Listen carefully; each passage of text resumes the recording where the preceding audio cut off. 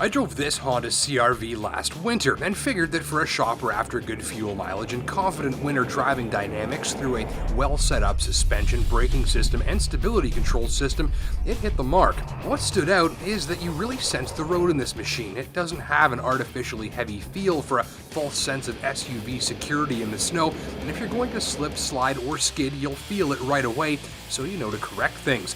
I like that, and you probably will too if you ever drive in really bad weather. It's also a great ride for a shopper after plenty of space. We'll check it out in the new CR-V, seen here, which has just been updated, enhanced, and overhauled in key areas to turn in more value and appeal. Other than some cosmetics, the body is the same, meaning that so is the very low-mounted cargo area floor, which sits at knee height, several inches lower than usual in this type of machine, which makes loading and unloading of gear or pets easy. And up here, the rear seat floor has no hump, which is nice for anyone sitting in the back who have feet. Clever design maximizing interior space has been a well-known Honda trait for years. Here's another slick touch. Check out how easy these rear seats are to fold flat. They even move the headrest out of the way for you. And look at all that room. Room for your at-hand items too, thanks to the cubbies and consoles and no fewer than 3 little bins on each door. Clever and spacious aside, Honda has other well-known traits which lay the foundation for a gleaming reputation that's helped sell a lot of CR-Vs over the past 2 decades. All that warm fuzzy stuff, safety, fuel economy, resale value, and reliability are highly rated here. It's the Lisa Simpson of compact crossovers, sensible, reasonable, and award-winning. You've noticed by now that this new CR-V is sharper looking. Inside, the dashboard has nicer materials, it's less plasticky, and it feels a touch more upscale. There's a new central touchscreen infotainment system, not my very favorite by a long shot, but better than last year's, and outside it's a bit more, alert and sort of street smart looking, without taking away that instantly recognizable CR-V appearance. There are even these LED running lamp accents to give it a more distinctive presence as it comes down the road. Nice, but much of the new stuff this year is going on under the skin. Here's the new engine. It's a 2.4 liter just like last year, but it now falls under the Honda Earth Dreams powertrain family, using various tweaks to generate more power and better mileage. You get the same 185 horses, though torque jumps from 163 to 181 pound-feet for a considerable improvement in on-demand response. There's also newly added direct injection technology. So direct injection, something you're starting to see a lot more of lately because of the promise of better fuel economy and performance. But what is it? Well, in simple terms, the way a normal engine works is that you've got the cylinder here that's kind of the center of the action. You've got a fuel injector that's upstream. That sprays gasoline, forms of vapor with air, and that's just drawn into this cylinder by the action of the engine's breathing. Now, with a direct injection engine, that fuel injector is moved inside of the cylinder, right into the middle of the action, and it runs at a much higher pressure than the fuel injection in the old system. So you get all kinds of benefits by injecting the fuel under a higher pressure right into the cylinder, better air and fuel mixing, you get less fuel evaporating in the intake tract, more precise fuel metering. But here's the kicker. Now, I'm not a science teacher, but you know when you use a can of compressed air to clean your keyboard and it gets cold?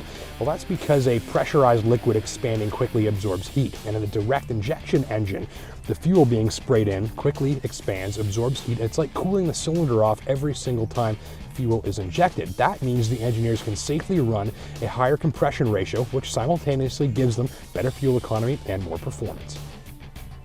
More power and better mileage also comes from a legendary Honda feature that's been optimizing power and mileage for years, VTEC. Simple premise, hammer down and wait for the engine to get spinning fast and listen for the hot cam to kick in as the VTEC engages a high-performance breathing setup to help it hustle along, or drive gently, then it works the valves to optimize efficiency instead. By actively controlling the engine's breathing in real time, VTEC ensures good mileage, pleasing power, and minimal compromise. There's a new transmission to help on that front too. It's a continually variable transmission, or CVT. This has no preset gears and delivers power on a smooth and seamless wave that only sees the engine revving up as much as it needs to for a given situation, rather than revving up and down through sequential gears, which uses more fuel. Notably, this transmission lets drivers accelerate while the engine revs stay virtually planted, which is easier on gas, and it performs better and with more refinement since there's no waiting for shifting. Press the Econ button and a little sprout lights up on the dash to tell you that the CR-V has numbed down the throttle and reworked the CVT's programming to help you achieve the best possible mileage. There's all-wheel drive, of course, working with the Tester's winter tires for very decent traction, even if I did wish the system was a little bit less shy about sending power to the rear wheels at times. So all said, this new powertrain works more effortlessly, sounds and feels more refined, and performs better than last year's, all while turning in better mileage. On my watch, some 1,300 kilometers of driving saw a tested 9.4 liters per 100 clicks where and how I drive. That's almost 13% better than the 10.6 liters per 100 clicks I did in last year's model, which was also pretty good. So the technology works.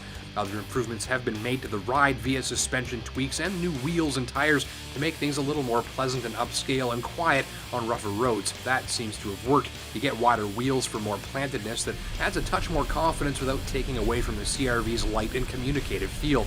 So all added up, a few improvements here, mostly to the powertrain for better performance and mileage, and more importantly, all of the key CR-V stuff that have made it popular over the years are left unchanged. So let's sum up this sensible small SUV sales superstar. You'll like the new look, the incredibly roomy, flexible, and clever cabin, the upscale design touches, and the punchier new engine, and its reduced fuel bill. Improved ride quality is always nice too. Sporty drivers might be disappointed that there's no up-level engine available. The touchscreen entertainment system is better, but still far from the segment's best, and this plastic steering wheel is, well, plastic, which means it's slippery and doesn't feel nice in your hands. End of the day, though, this latest CR-V is the best-looking and most powerful version of the popular model yet. Be sure to test drive it against a few of the market's other great new compact Ute offerings, including the new Jeep Cherokee, Mazda CX-5, and Nissan Rogue.